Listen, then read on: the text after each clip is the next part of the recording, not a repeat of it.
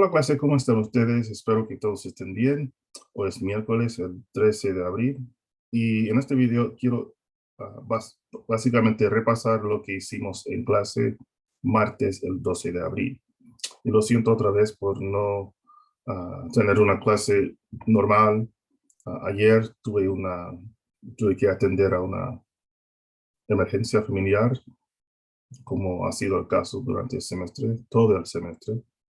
Pero gracias por seguir luchando y seguir conmigo en este semestre, que ha sido muy caótico, ¿no? So, everyone, in this video, I want to review what we're doing, what we did in class martes, the 12th of April.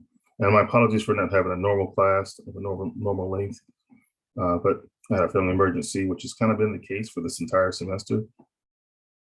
And so, but thank you for sticking in there with me and continuing to fight through this crazy semester. So, aquí estamos en unidad 5, estamos hablando de Centroamérica y gramaticalmente estamos hablando de objetos dobles, el futuro y el condicional.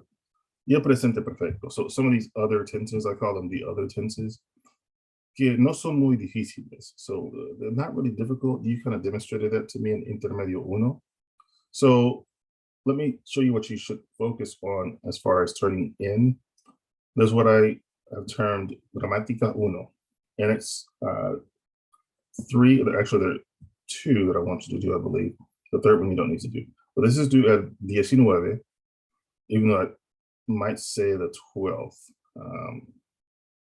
Yeah, so this says the 19, right? So that's next Tuesday.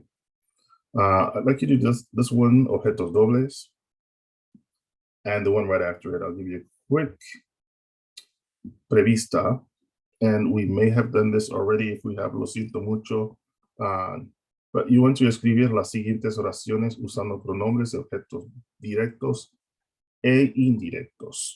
Remember that the Y changes to an E before for now because it's EE.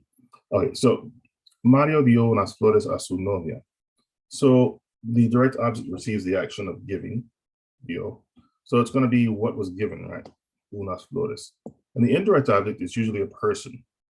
Remember to include the preposición. So the indirect object, it's his girlfriend, but the indirect object phrase, you want to think in that way, it's a su novia. So this is all going to be the indirect object, and we're going to make that into what would be me, te, le, nos, os, o les. This is going to be le, right? So we would end up with Mario. We want to put the indirect first. Le dio unas flores. Great, there we are. But we still have to account for the objeto directo. We want to change that also. Make this as short a sentence as possible. We want to change it from Mario gives some flowers to his novia to Mario gave them to her. Right? So we want Mario le, would it be las? Now there's the le las. Yuck. We don't like that. We want something that sounds a little bit smoother. Who decided what sounds smooth and what doesn't?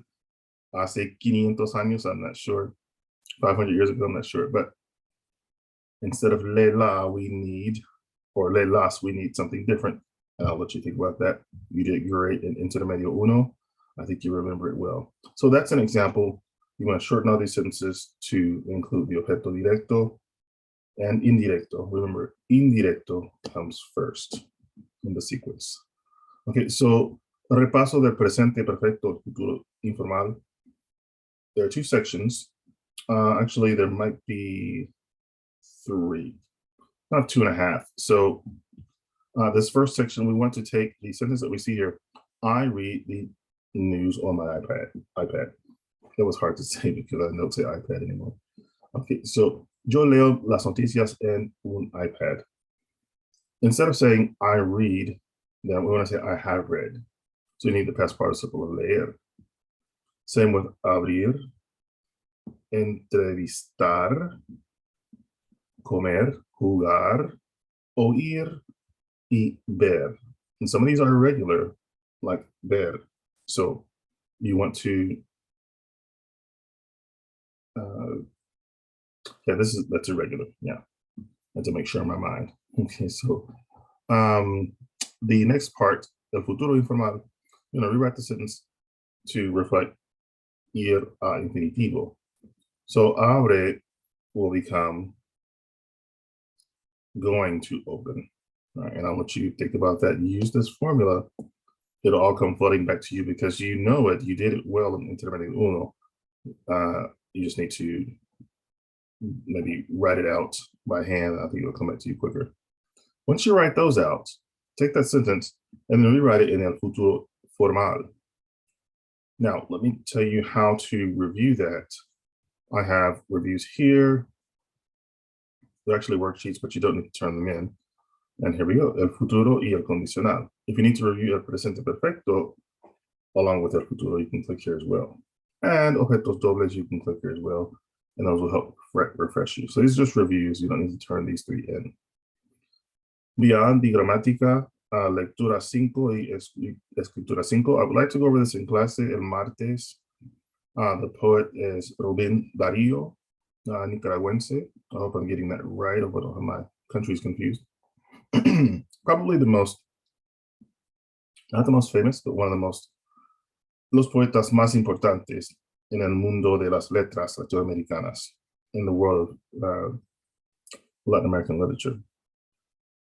And then we have Prueba de la Unidad 5. Without taking you all the way to the textbook, I just want to remind you that you have to really use the textbook in order to answer the questions. My whole idea is to make use of the textbook that we're using in this semester. So that will require some digging and reading on your part, as you've done well so far in this semester. So again, here is Acceso Libro de Texto. It'll take you there, and you want to click on Centroamérica. And you want to find the sections that are indicated in the prueba, and it'll take you to where you need to go. Okay, last thing is horario de tareas, schedule of homework. We have gotten off schedule, or at least I have, and consequently that has made all of us kind of be off schedule. So just to be sure where we are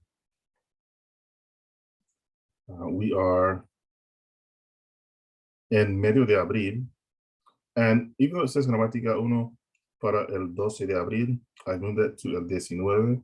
I think it'd be good to keep it there, but Rubén Darío and Prueba, I'll move those to el 21.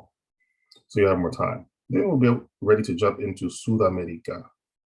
You'll have a little bit of time, a couple of days at least, to get the gramática done, and then an entire week to get, or more time to get the escritura and prueba, which are the last ones for the semester. Now there is un examen final, but we'll talk about that. We have quite a bit of time to prepare for that. So, otra vez lo siento por la confusión del horario, pero gracias por seguir luchando conmigo y espero verles en clase jueves el 14 de abril. Hasta luego.